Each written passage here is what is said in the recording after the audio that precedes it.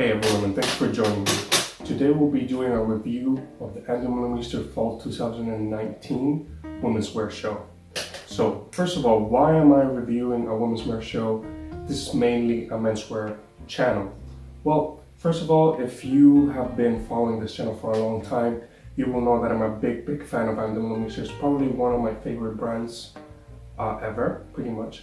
So when I saw the latest womenswear show that Sebastian put out, I really liked it, and I vibed really hard with the whole aesthetic, the colors, and how he introduced new ideas to the already established and ethos. As you might have seen recently, also in Paris, they showed the menswear section of Demeulemeester, and I was feeling a little bit lukewarm about what I was seeing. I wasn't really liking it as much as I liked the past editions or showings from Sebastian. But when I saw this new womenswear show, I really liked it, and I really liked where he took the inspirations from, the arts, etc. So what I wanted to do was research a little bit more into it and kind of analyze it a bit more and see what we can take out from this show.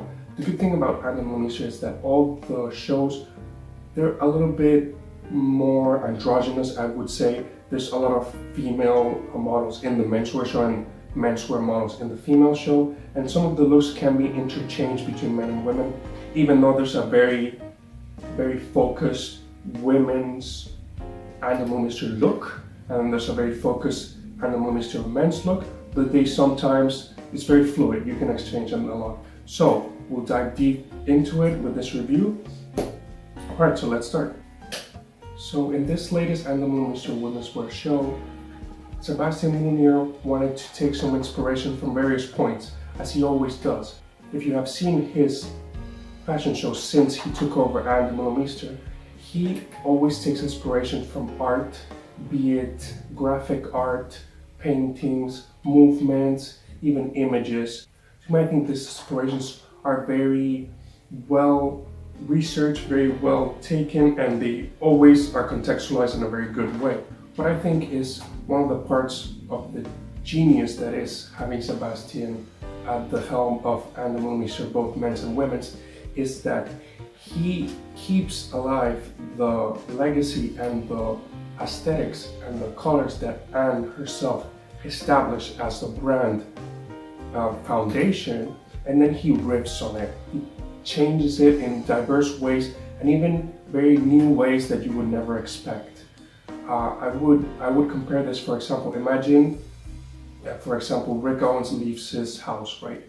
It's gonna be very difficult to find someone that takes over the house, keeps the Rick aesthetic, but still brings in new things just like Rick will do, but from a different perspective.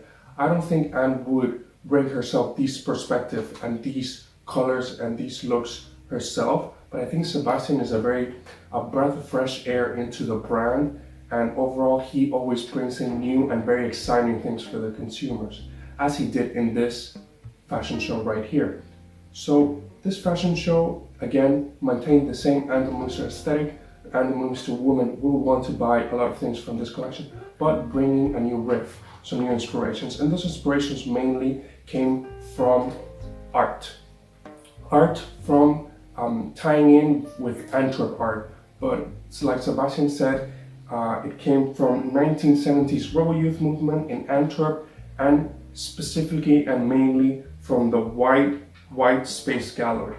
The White Space Gallery was a gallery in Antwerp which hosted a lot of the very prominent artists from Europe, and from what I've seen, he based a lot of the collection on one artist in particular, that was James Lee Byers.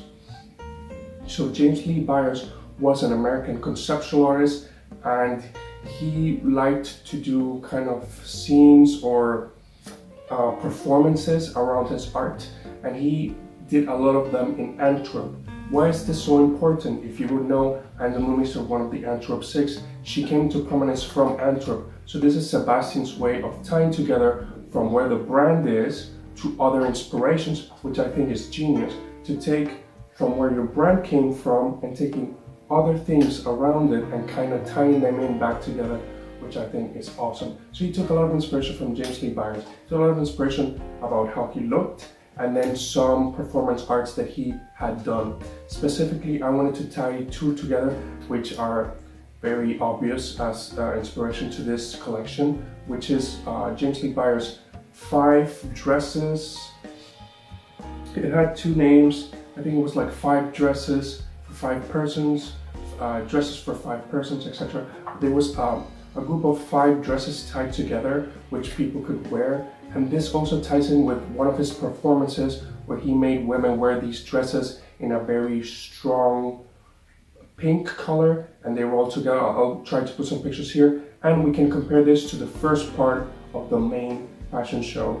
As you can see here, the main colors, they're very strange colors to see on the Demeulemeester, but they make sense. So the main colors here, we can see some pink, we can see some strong red, we can see some lilac blue, and then some like anise green, kind of. So as we can see here in this image is comparing, we can see it's almost the same shade he used, but he kind of contrasted it with a lot of very strong reds. So as we can see here, and I'll try to put a picture here, we can see 5 different sections of color here. So we can see, and I'll be looking at it in my screen here, so we can see one whole section which is dedicated to red and this pink from inspired from James Lee Byers. And as we can see, these special kind of hats that was kind of the signature hat that James Lee Byers himself wore. So he's there interweaving a lot more of this inspiration into it. So as we can see this hat, so the first section, pink and red. The second section, we can see it has more of yellow or anise green as they call it. And in this second section, we can see a lot of more traditional Anne looks with a very strong monochromatic looks, etc. And if we continue down, we can see 2 looks in this very kind of purple lilac blue, kind of mirroring the first look with this look, that they're kind of the same, but also bringing a new kind of air into it. As we continue, we can see more black and white looks, mostly black looks. We can even see here a few male models. And then as we continue at the end, we see a lot of white and then some classic monochromatic looks with the full Anne aesthetic with a lot of feathers and the whole draping look. The important thing looking at women's wear kind of position is that a lot of these dresses are adjustable. So they're maxi dresses that can be shortened, tightened, kind of to the preference of the wearer as it may. But here we see a lot of very beautiful colors made of feathers, a lot of classic silver colors, a lot of flowing around, which is, as I've said, some basic and looks. Right, so now I wanted to show you a bit of the highlight looks from this collection that I thought were guaranteed some discussion about them. So first of all, the first look, which I always like to put in these reviews, this first look epitomizes everything that Sebastian wanted to show in this collection. This is the first look that is inspired by the 5 dresses in different persons, and together with that pink and the red, and together with the black from the special top hat that James Lee Byers wore himself, tied together with that small silver necklace, I think this look is one of the best, and it looks great, and I think it can be worn by a lot of people. A lot of Demeulemeester women will like this look. That dress can be complemented together with a belt or maybe a shirt underneath, or on top a little waistcoat. Anyhow, I think this one is one of the best. Anyways, continue on. This one, I really liked it, and I get really excited about this one because it just looks good. It just looks good. I like the cut, I like the figure, I like how the pants are cut to be pulling a little bit on top of those black boots. I like the combination together with the hat and the black boots, and then the whole monochromatic look of red. I like the shade of red he used here, and also the pattern together with that really cool satin-like texture I believe it has.